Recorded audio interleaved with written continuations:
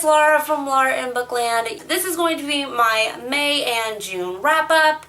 I'm not going to do a July TBR, only because it's halfway through the month already. I did my Booktubeathon TBR. If you want to check that out, I'll leave a link below. But yeah, so this is just May and June wrap-up. Actually did really well in May, and then not so much in June. Not so much, but you'll see. But actually in the month of May, there were 2 readathons that I participated in. There was the hashtag a yearathon, which was finish a series or continue on with a series. And then there was the Bout of Books 11.0 readathon. I will tell you my progress in those. But first, I read, before the readathon started, I read Astronaut Academy Zero Gravity by Dave Roman. This is a graphic novel about a kid that goes to space school. And yeah, it's a really fun read. It's a really shiny cover. I really enjoyed it. I think I gave this 4 or 5 stars. I really can't remember. But really cute. Really enjoyed it. And then came the hashtag a yearathon. I read a grand total of 1,450 pages. I was actually really proud of myself. I read 3 ebooks and then 1 physical book. The physical copy that I read was Astronaut Academy Re-Entry, which is the sequel or companion novel sequel to Zero Gravity. Again, graphic novel, really cute.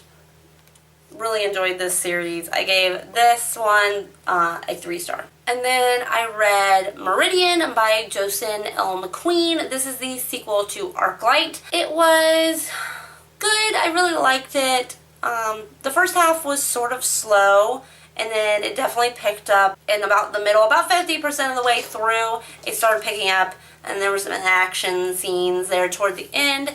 If you don't know what this is, Arclight is about a girl who was found in the dark, or in the gray, I believe, and they fear the dark or the gray because there are things called nanites, I believe is what they're called, and they sort of take over the humans and everything that live out there. So they live in a little community with bright lights all the way around it, and this girl is brought into the community and people don't trust her, and yes, it's very interesting. I really loved the first book. I believe it was all my favorites of last year, I think. The cover is beautiful. But I gave the sequel 4 out of 5 stars. I also read another sequel, and that was Renegade by Deborah Deriza. This is the second book to Mila 2.0. I know Mila 2.0 was on my favorites of last year. Renegade, again, it was good. It followed, right after Mila 2.0 stopped. I don't think it was quite as good as Mila 2.0, but I still really enjoyed it. I gave it 4 out of 5 stars. If you don't know what Mila 2.0 is about, I really don't want to give a lot away, but it's about a girl who lives with her mom. She doesn't remember anything from before a fire that killed her father. And then when she starts this new school, she meets, some new friends, a new guy, and something happens to her, an accident, and then she finds out something sort of crazy about herself, and that's where I'm going to leave it, just in case you don't want to know anything else about it. But I really enjoyed the first book. The second book I still really enjoyed, but not quite as much as the first one. And then I also read Wanderers by Susan Kim and Lawrence Clavin. This is the second book in the Wasteland trilogy. Ugh. Oh, I don't know why I did this to myself. I read the first one, I hated it. And then I read the second one, and I also really didn't like it. Although I did slightly like it better than the first one. I gave this one 2 out of 5 stars. The first one I gave 1 out of 5 stars. The first book is it's a post-apocalyptic story about a girl who lives in this city, and they have these special jobs. Like, one of them is called gleaning, and that's where you go walk around the houses and find stuff that you can eat or gasoline, and they take it to the source, and the source gives them food and whatever else they need. You can't drink the water will kill you. Any kind of water, rain, you can't get touched by the water, nothing, it'll make you sick. It just was not very good, though. It was not good. The writing was not that great. There was no backstory, you don't know world building. It just, yeah. The second book did at least build a little bit on with the world building, so you found out a little bit more, but it just wasn't that great. Then the second readathon was the week after that one, and that was the About a Books 11.0 readathon. I read 1,143 pages during that week, so I was really proud of myself for that too. I tried to pick a bunch of short review books that I had. That way I felt like I'd knock a lot out, and I did a pretty good job. I read 5 books during that. The first book I read, which I actually just reviewed on my blog, I will leave a link to it below if you want to check it out, and that was Hide and Seek by Catherine McPhail.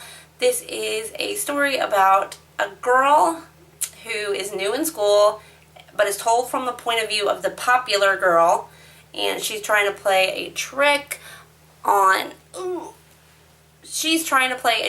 the new girl and take her to the school, play on this story that the school's haunted, and things sort of backfire for her. It is written for people with dyslexia, so it's very short, simple sentences, very short paragraphs, but it really didn't take too much away from the story. I still really enjoyed it, and I gave it a 3-star. The second book I read during that one was Poisoned Apples, Poems for You, My Pretty, by Christine Hepperman. This is a book of poems, and it's very feminist poems. It was okay. There was a couple that I really liked, but other than that, they were just okay poems to me. I gave that a 3 out of 5 stars. The next book I read was The Truth About Alice by Jennifer Matthew. Loved that book. It was told from the point of view of either 3 or 4 people. I can't remember. I think it was 3. But not from the point of view of Alice. It's these 3 people telling their opinion of Alice and these stories and so on. And Alice, there's a rumor going around that Alice slept with 2 guys at a party, and then one of the guys, she was supposedly sexting him, and then he got into this car accident and died, and he was a very popular kid in school, and oh my goodness, it was really good. I really enjoyed that book. I highly recommend it. I almost bought it at the bookstore the other day, so I would have a physical copy on my shelf, but I withheld. But I gave that a 4 out of 5 star, and actually the more I think about it and the more I talk about the book, I'm almost giving that I think I might actually give that a 5 star. I really enjoyed that book. The next book I read I got from the library. I've already returned it, but it was also a review book, and that was The Show Must Go On by Kate Kleiss. This is a children's book. It's about an old man who runs a circus, and he does all these really special things for his lion and the elephant, and there's a couple little mice, and he's all very nice to them, buys imported peanuts, I think, for the elephant, things like that. And he wants to go on a break, so he hires this man, and this man definitely does not have the best intentions in the world. And it was a really cute book. I think my son would have really liked it, so I may re-rent that book and see if he'll read it. But I gave that a 3 out of 5 stars. And then the last book I read for the About a Books readathon was Secret Agent Battle, Nick and Tesla's Secret Agent Battle, a mystery with spy cameras, code wheels, and other gadgets you can build yourself, by Science Bob and Steve Hawkinsmith. This is actually the second book, I believe, or the third book. I don't even remember. But I didn't have any problems. It sort of talked about something that had happened in the last book, but definitely nothing that I was confused about. It's about 2 kids who sort of get themselves in trouble, I guess, and they have to build all these gadgets and things to get themselves out of trouble. It's really all I can say. There's in the book there are actually Like when they go to build something, there are actual directions and instructions in here to build what they are building. It would definitely be get your parents' help with these things, I would think. But yeah, I thought it was a cute book. And I gave it a 3 out of 5 stars again. And then that was the end of the readathons. I read 3 more books after that. One of them I DNF'd. 2 of the books I read I own, and that is Scott Pilgrim Volume 3, Scott Pilgrim and the Infinite Sadness by Brian Lee O'Malley, and book number 4, Scott Pilgrim Gets It Together. These are the full color editions. I really want to own the first 2, which I've already read, obviously. I loved them. I rented them from the library. I need this whole collection in my life. It's so good. If you don't know what Scott Pilgrim is, it's about a boy who wants to date this girl, but in order to date this girl, he has to battle all of her exes, and each volume is pretty much based on, his fight. In the end, he has to fight one ex. So there are 7 volumes. Right now, I believe the 4th volume is as high as you can buy it. I believe the 5th one, I thought it came out in the spring, but it may come out, it comes out very soon, like spring, summer, fall, something like that. But yeah, these are very good. Highly, highly recommend these. I believe I gave these both 5 out of 5 stars. I read 2 more ebooks that were for review. One was Secret for a Song by S.K. Falls. I DNF'd this book at, I don't know, 20%, 30%, something like that. It's about a girl that she has Munchausen syndromes, which means she makes herself sick, I believe is what it was. Like she was making an abscess, like here on her collarbone by cutting herself and then inserting it with air, and then she inserts her group just to go to therapy or something of that nature, and she gets a volunteer job at a hospital. And what she does is she sets up for these groups, and she somehow gets herself into a group of terminally ill patients. Like there's people with cancer in there and all sorts of stuff, and then she tells them that she has like multiple sclerosis. And after that, I just couldn't handle the book anymore because I was getting mad at the character. I'm like, why would you do this? That's a horrible thing to do, which I know it's an illness that she has, but I couldn't get past that. So I put it down. I won't be reading that one anymore, obviously, so I DNF'd that. And then the last book that I read for the month was Clarity by Loretta Lost. I gave this book a 1 out of 5 stars. I almost did DNF this book also, but I pushed my way through it because it wasn't very long of a book. It's about a girl who has been blind since birth. Couple pages of the book, you find out what happens, but for the first chapter, she gets lost in a hallway at her school. She refuses to use a cane or, a seeing eye dog, anything like that, because she feels that it broadcasts her disability, so she doesn't like that. She's always been very independent. She gets lost in a stairwell. A guy comes to help her that she thinks is very nice. Turns out he's not very nice. And it skips, a few years later. She lives as a recluse in a cabin, like 2 states away from her family, by herself. She's a writer, and 2 doctors show up at her house, and they want to get her involved in a treatment that could essentially make her see again. And, they argue, whatever. She ends up making a deal with them to go do this treatment if they will give her a ride to her sister's wedding.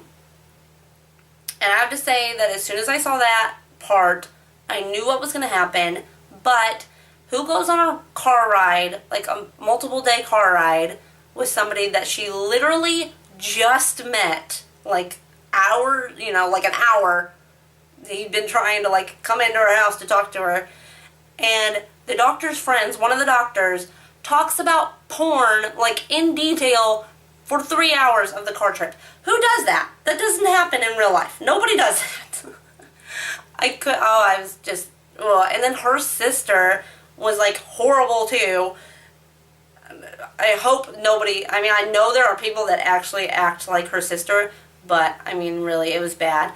So, yeah, I give that a 1 out of 5 star. The ending was such a disappointment. I saw it coming from a mile away, and then it just ended. Like, there was no follow-up, nothing. There is a second book, and I guess it comes, I don't think it starts right after the first one ends. I think it's after that, but I don't know. I won't be reading it. Even if it is a short book, I was not a fan of it. So yes, that is all I read for the month of May. And I know that was quite a few books. I read a total of 13 books, and then I DNF'd 1. In June, I read 1 book. I haven't done that in probably 2 years. I have not done that. And I read that book in 1 day. Like, I sat down, I read the whole book, and that was it. That was also a library book, and that was also a book that I had for review, and that was Nil by Lynn Matson. It's about a girl. You get a point of view from a girl and a point of view from the guy, and pretty much what you do is you're carrying on with your average day life, and all of a sudden it gets really hot, you feel like you're on fire, you pass out, and you wake up on this island. And the island is called Nil. Nobody knows why it happens, why you're there. Random things appear, and the goal is to get off of this island. You have 1 year to get off of the island. If you don't get off on the island, you die. That's pretty much what happens. But yeah, so that was a really good book. I actually really enjoyed it. I gave that book a 4 out of 5 stars. I would recommend picking it up. It's a science fiction dystopian novel, I guess you could say. But yeah, I really enjoyed it. The ending was kind of for me. I think that's what bumped it down to a 4 star. But the rest of the book I actually enjoyed quite a bit. But yeah, that's all I read for the month of May and June. Let me know in the comments if you have read any of these books and what your thoughts on them were. And I will see you guys later. Bye.